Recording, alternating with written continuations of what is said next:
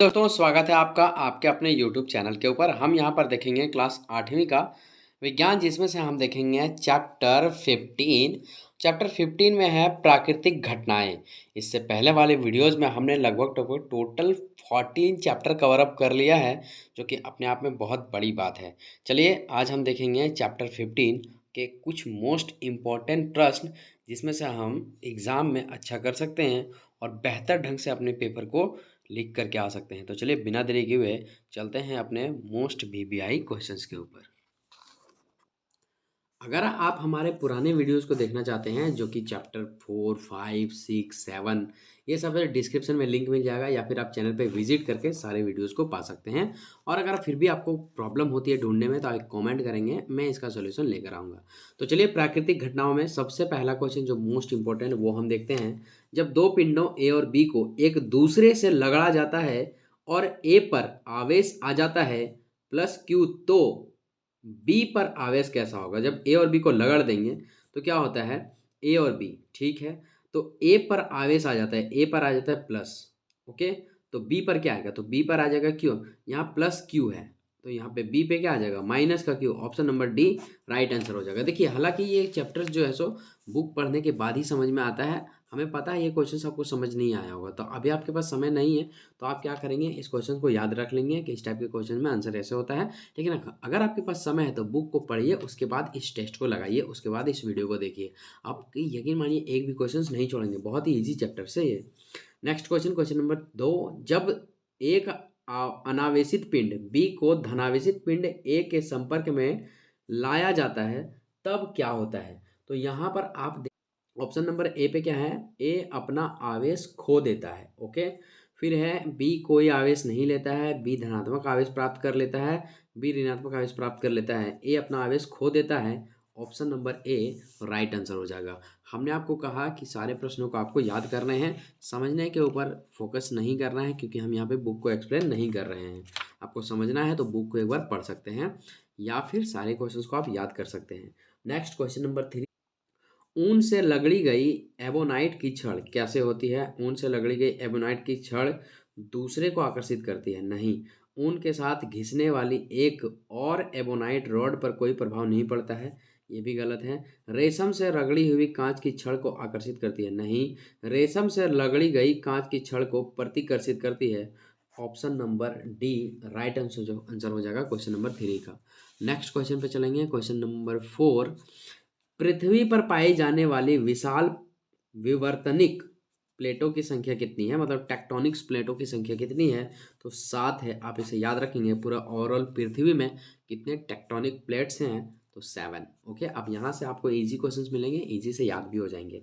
Next question, question number यहाँ पे 5 है। वायुमंडलीय विद्युत की खोज किसने की थी? तो बेंजामिन फ्रैंकलिन ने वायुमंडलीय विद्युत की खोज की थी भाई।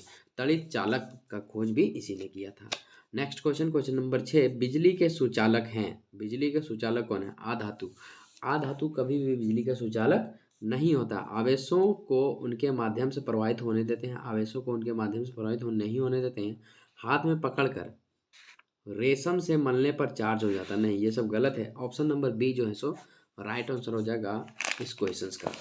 चलिए नेक्स्ट पॉइंट पर चलते हैं। नेक्स्ट पॉइंट है यहाँ पर, रिक्टर पैमाने पर किस तीव्रता वाला भूकंप विनाशकारी माना जाता है? हाँ, 3 तीव्रता वाला, 4 तीव्रता वाला, ये सब उतना हानिकारक नहीं है। लेकिन यहाँ पे आप देख सकते हैं 7 या उससे अधिक तीव्रता वाला, ये हमारे लिए हानिकारक और विशाल है। Next question, question number 8।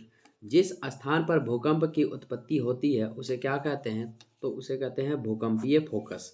सारे प्रश्न इजी हैं इधर के, आप इजी तरीके से 2-4 बार वीडियोस को देखेंगे ना, इजीली तरीके से याद हो जाएगा। इनमें से कौन सा विद्युत का सुचालक नहीं है? तो लकड़ी जो है सो विद्युत का सुचालक नहीं होगा, क्योंकि इसमें करंट दौड़ेगा ही नहीं। चलिए नेक्स्ट क्वेश्चन देखते हैं, क्वेश्चन नंबर 11, नहीं 10। इनमें से कौन सा भारत में भूकंपीय क्षेत्र नहीं है?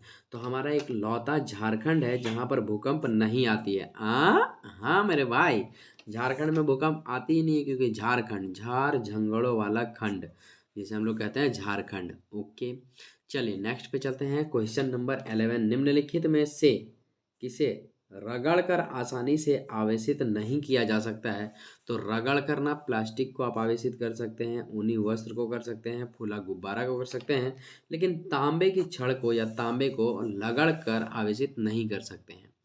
चलिए नेक्स्ट क्वेश्चन देखते हैं। क्वेश्चन नंबर 12, आवेश कितने प्रकार के होते हैं? तो आवेश दो प्रकार के होते हैं, ऋण आवेश एंड धन आवेश। चलिए नेक्स्ट क्वेश्चन नंबर 13, विपरीत आवेशों के बीच होता है। तो विपरीत आवेशों के बीच क्या होता है भाई?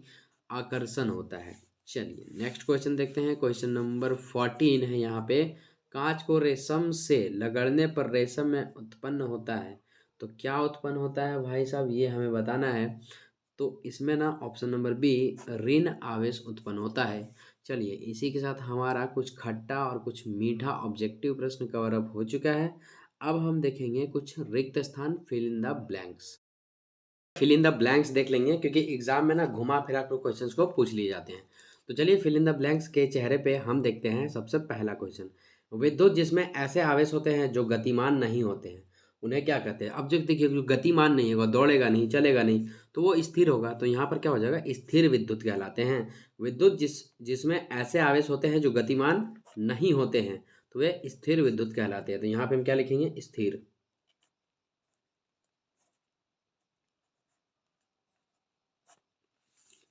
चलिए नेक्स्ट क्वेश्चन है यहाँ पे, बहने वाले आवेशों से युक्त बिजली को कहा जाता है। तो इसे क्या कहा जाता है? आवेशों से युक्त बिजली को इसे कहा जाता है विद्युत धारा। क्या कहते हैं? विद्युत धारा। नेक्स्ट, दो धनात्मक आवेश आवेश एक दूसरे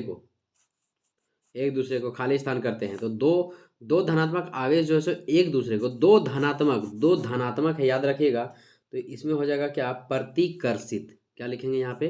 प्रतिकर्षित। देखिए क्या होता है ना, मान लीजिए ये तार है, ये हम दो पेन ले रहे हैं यहाँ पे, ऐसे ये तार है और ये तार का माइनस पॉइंट है, ये भी माइनस पॉइंट है। अब दोनों को जब हम सटाएंगे ना तो ये सटेगा थोड़ी, प्रतिकर्षण हो जाएगा, भाग जाएगा। हाँ लेकिन अगर एक तरफ का ये पॉइंट ले लेते हैं, सिर और ये पैर, तो ये चिपक जाएगा। ठीक है, तो दोनों धनात्मक लेंगे तो नहीं होगा और दोनों ऋणात्मक लेंगे तो भी नहीं होगा। एक धनात्मक होना चाहिए और एक ऋणात्मक होना चाहिए। आई बात समझ में? तो यहाँ सॉरी, एक धनात्मक एक ऋणात्मक होना चाहिए तो ही ये आपस में कनेक्ट हो पाएगा, अन्यथा कनेक्ट नहीं हो पाएगा। तो यहाँ पे दो धनात्मक आवेश एक दूसरे को प्रतिकर्षित करते हैं। आगे पढ़ते हैं, जबकि एक धनात्मक और एक ऋणात्मक आवेश एक दूसरे को, देखिए धनात्मक और ऋणात्मक एक दूसरे को क्या करेंगे? आकर्षित करेंगे। तो यहाँ हम क्या भरेंगे? आकर्षित। चलिए ओके, अब हम देखते हैं क्वेश्चन नंबर 4। सारे सवालों को नोट करना है, याद करना है, अपने कॉपी में लिखना भी है। नेक्स्ट, किसी आवेशित वस्तु को किसी अनावेशित वस्तु के पास रख कर आवेशित करना के द्वारा आवेशित करना कहलाता है। तो यहाँ क्या हो जाएगा? आंसर प्रेरण हो जाएगा। क्या भाई? प्रेरण। ओके, सारे प्रश्नों को आपको याद कर लेना है, समझने की उतनी जरूरत भी नहीं है क्योंकि बुक पढ़ने के बाद समय नहीं है आपके पास। क्वेश्चन नंबर 5 है यहाँ पे, यदि कोई आवेशित वस्तु किसी अनावेशित विद्युत दर्शी की डिस्क को स्पर्श करती है तो पत्तियां कैसे हो जाती है? तो पत्तियां यहाँ पे फैल जाती है। क्या हो जाती है? फैल जाती है। नेक्स्ट क्वेश्चन नंबर 6, यदि आप किसी आवेशित वस्तु को अपने हाथ से स्पर्श करते हैं तो वह वस्तु अपना आवेश खो देता है। इसका मतलब यह है कि आपका शरीर एक विद्युत क्या है? एक विद्युत चालक है। समझ गए क्वेश्चन को? फिर से समझिए, यदि आप किसी आवेशित वस्तु को अपने हाथ से स्पर्श करते हैं तो वह वस्तु अपना आवेशित खो देता है। इसका मतलब यह है कि आपका शरीर एक विद्युत चालक है। कहने का मतलब यह है करंट जो है सो उसको छोड़ के आपके ऊपर समा जाएगा। तो ये आप एक तरह का चालक हैं, ये कहना चाह रहा है और ये आंसर सही है।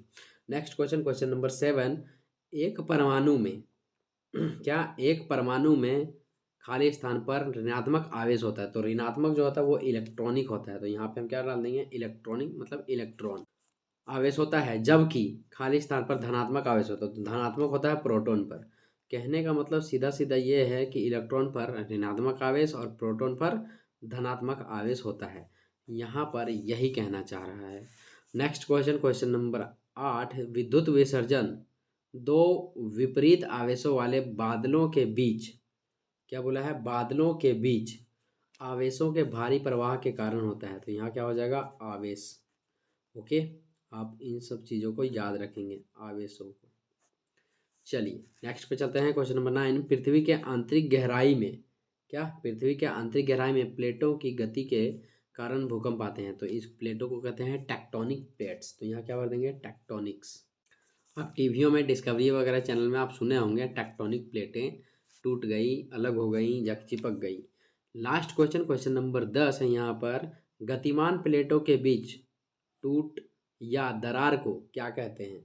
तो इसे कहते हैं भ्रंश। क्या कहते हैं भाई, भ्रंश कहते हैं। ओके, चलिए कुछ खट्टे और कुछ मीठे सवालों के साथ, कुछ फिल इन द ब्लैंक्स के साथ आपको हमने जितने भी क्वेश्चंस करवाए हैं बहुत ज़्यादा इंपॉर्टेंट है, एग्जाम की दृष्टि से एकदम अच्छा करके आएगा।